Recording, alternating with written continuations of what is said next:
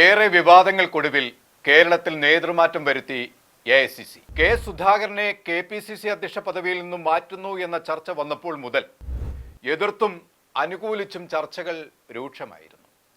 ഇതിനിടയിലാണ് നിർണായക തെരഞ്ഞെടുപ്പുകൾക്ക് തൊട്ടു മുൻപ് പാർട്ടിയുടെ യുവനിര മുന്നിലുണ്ടാവണമെന്ന് രാഹുൽ ഗാന്ധിയുടെ നിർദ്ദേശപ്രകാരമുള്ള പുനഃസംഘടനയ്ക്ക് തുടക്കം കുറിച്ചുകൊണ്ട് കേരളത്തിൽ KPCC അധ്യക്ഷ സ്ഥാനം മാറ്റം പ്രഖ്യാപിച്ചു. കെ സുധാകരനിൽ നിന്ന് സണ്ണി ജോസഫിലേക്ക് അധ്യക്ഷ പദവി എത്തുമ്പോൾ കേരളത്തിൽ കോൺഗ്രസിന്റെ ഭാവി എത്രത്തോളം സുരക്ഷിതമാണ് എന്നതാണ് ഇപ്പോൾ പ്രവർത്തകർ നിരീക്ഷിക്കുന്നത്.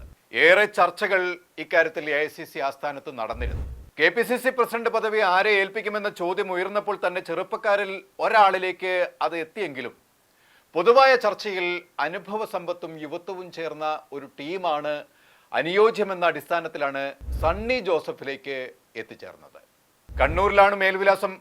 എന്നാൽ ഇടുക്കിയിലെ ഹൈറേഞ്ച് മുതൽ മലബാർ വരെ പരന്നു കിടക്കുന്നതാണ് ഈ സൗമ്യ നേതാവിന്റെ ജീവിതം. ഇടുക്കി ജില്ലയിലെ തൊടുപുഴയിൽ ജനിച്ച് അവിടെ കോളേജിൽ പഠിച്ച് കോഴിക്കോട്ട് നിന്നും നിയമബിരുദമെടുത്ത സണ്ണി ജോസഫിന്റെ പ്രവർത്തന മണ്ഡലം പിന്നീട് കണ്ണൂരാവുകയായിരുന്നു. അഭിഭാഷക വൃത്തിയിൽ സജീവമായിരുന്നതിനാൽ കേരളത്തിലെ അടുപ്പക്കാർക്കിടയിൽ പ്രവർത്തകർക്കിടയിലും സണ്ണി വക്കീൽ എന്നാണ് അദ്ദേഹത്തിന്റെ വിളിപ്പേര്.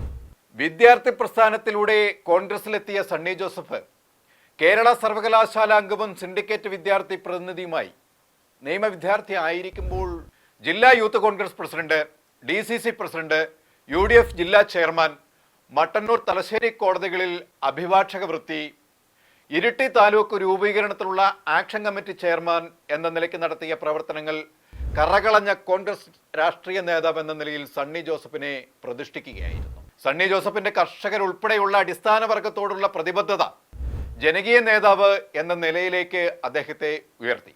AK ആന്റണി സർക്കാരിൽ കെ സുധാകരൻ മന്ത്രിയായപ്പോൾ പിൻഗാമിയായാണ് സണ്ണി ജോസഫ് കണ്ണൂർ DCC പ്രസിഡന്റായത്. KPCC പ്രസിഡന്റ് പദവിയിൽ എത്തുന്നതും പിന്നീട്. ഉശിരൻ പ്രസംഗം കൊണ്ട് രാഷ്ട്രീയ എതിരാളികളെ പ്രകോപിപ്പിക്കുന്ന സുധാകരൻ ശൈലി അല്ല സണ്ണി ജോസഫിൻ്റെത്. സൗമ്യതയും പക്വതയും കൊണ്ട് അദ്ദേഹം രാഷ്ട്രീയ എതിരാളികളുടെ പോലും ആദരം നേടിയെടുത്തു കഴിഞ്ഞു. കർഷക ജനതയുടെ പ്രശ്നങ്ങളിൽ നേരിട്ടിടപെട്ട് അവർക്ക് വേണ്ടി നിലകൊണ്ടു.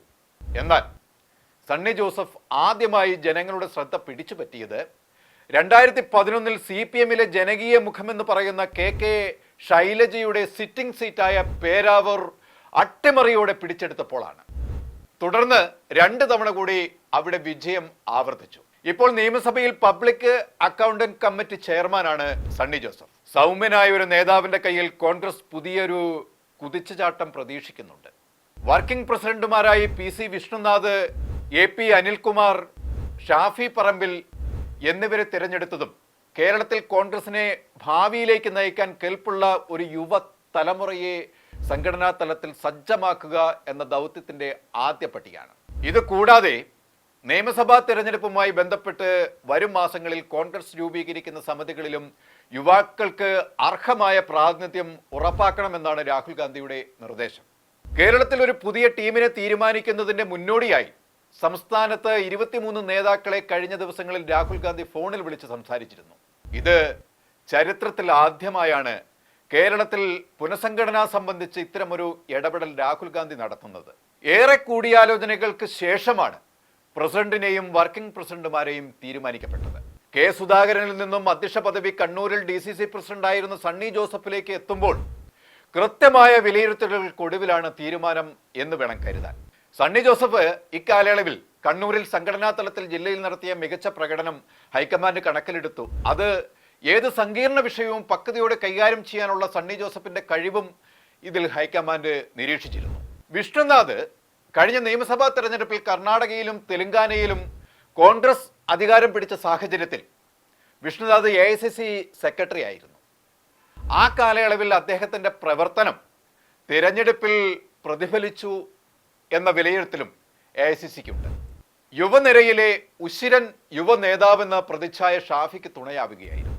MBA ദേശീയ രാഷ്ട്രീയത്തിലേക്ക് നിയോഗിക്കപ്പെട്ട ഷാഫിയുടെ സാന്നിധ്യം കേരളത്തിലും ഏറെ സ്വാധീനം ചെലുത്തും എന്നും തെരഞ്ഞെടുപ്പിൽ അതേറെ ഗുണം ചെയ്യുമെന്നും കണ്ടാണ് ദേശീയ നേതൃത്വം ഷാഫിയെ പരിഗണിച്ചത്. സീനിയർ ജൂനിയർ നേതാക്കൾക്കിടയിലുള്ള സ്വീകാര്യതയാണ് അനിൽകുമാറിനെ തിരഞ്ഞെടുത്തതിൽ നിർണായകമായത്. സണ്ണി വക്കീൽ എന്ന പേരിൽ ജനഹൃദയങ്ങളിൽ സ്വീകാര്യനായ സണ്ണി ജോസഫ് KPCC അധ്യക്ഷ പദവി ഏറ്റെടുക്കുമ്പോൾ നിർണായകമായ ഒരു മാറ്റത്തിന് കേരളത്തിലെ കോൺഗ്രസിൽ കാഹളം മുഴങ്ങുന്നു എന്ന് വേണം കരുതാൻ.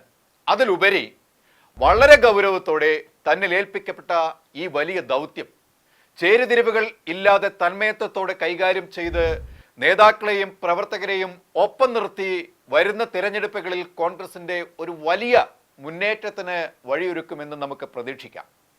അതിനുള്ള കഴിവും പ്രാപ്തിയും നിയുക്ത പ്രസിഡന്റിൽ ഭദ്രമാണ്. കോൺഗ്രസിൽ പുതിയ മാറ്റത്തിന്റെ കാറ്റ് വീശട്ടെ.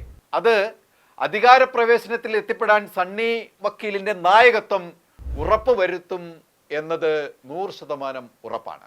ഇതിനുദാഹരണമാണ് പ്രതിപക്ഷ നേതാവ് VD സതീശനുമൊത്ത് അസംബ്ലി ഐക്യമത്യത്തോടെ സർക്കാരിനെതിരെ ആഞ്ഞടിച്ചത്. ഇവർ ഒരുമിക്കുമ്പോൾ കേരള രാഷ്ട്രീയത്തിൽ LDFനെതിരെ ഒരു കൊടുങ്കാറ്റ് തന്നെ വീശിയടിക്കുമെന്നതിൽ യാതൊരു സംശയവും വേണ്ട. അച്ചടക്കത്തിന്റെ വാളോങ്ങിയല്ല, ഐക്യത്തിന്റെ വക്താവായി നിലനിൽക്കും എന്നതാണ് സണ്ണി ജോസഫിന്റെ മുദ്രാവാക്യം. അത് കേരളത്തിൽ കോൺഗ്രസിന്റെ ഭാവിക്ക് മുതൽക്കൂട്ടാകുമെന്നത് ഉറപ്പാണ്. കൂടുതൽ വാർത്തകൾക്കും വിശേഷങ്ങൾക്കും ഞങ്ങളുടെ channel like, share and subscribe ചെയ്യുക. കൂടാതെ സബ്സ്ക്രൈബ് ബട്ടണിലെ ബെൽ ഐക്കൺ എനേബിൾ ചെയ്യാനും മറക്കരുത്.